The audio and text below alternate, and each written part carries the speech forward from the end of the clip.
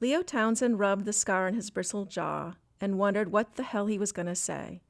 If he played it cool and answered the questions directly, maybe, just maybe, the prosecutor wouldn't ask for his source. He shirked off his leather bomber jacket and rolled up the sleeves of his white button-down shirt. What he wanted, what he needed, was to redeem himself. The last couple of months he'd been lazy, careless, and way too drunk. If he uncovered an injustice and wrote a great exclusive, the story of the century, then maybe all of his personal and professional transgressions would be forgotten. Otherwise, his life would be meaningless backwash in the bottom of yet another empty beer bottle. He reached for his tie, but decided against loosening it, even though the knot at his throat felt like a noose. A loose tie would be taking the casual look too far.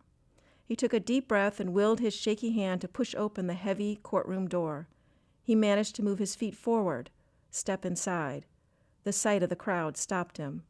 The closing door bumped his back, pushing him further into the federal grand jury room. Leo scanned the chamber. To his right, 20 or so jurors sat in three-tiered rows, murmuring to each other they hadn't noticed his entrance. Directly in front of him was a large conference table. At the far end, a court reporter sat adjusting the tape in her machine. Another woman stood shuffling papers behind a small podium in the middle of the table. She wore a charcoal gray suit and a scowl a pit bull would envy. She had to be the Assistant United States Attorney, the federal prosecutor. With a grand jury indictment and potential subsequent trial and conviction, the stakes were high. The prosecutor would demand the name of Leo's source, but he wouldn't give that name. Keeping quiet was his only chance to save his job and any remaining dignity, but keeping quiet might land him in jail. Leo ran a damp, shaking hand through his wavy brown hair. If he could take charge of the situation, he'd feel better. He shuffled forward, cleared his throat.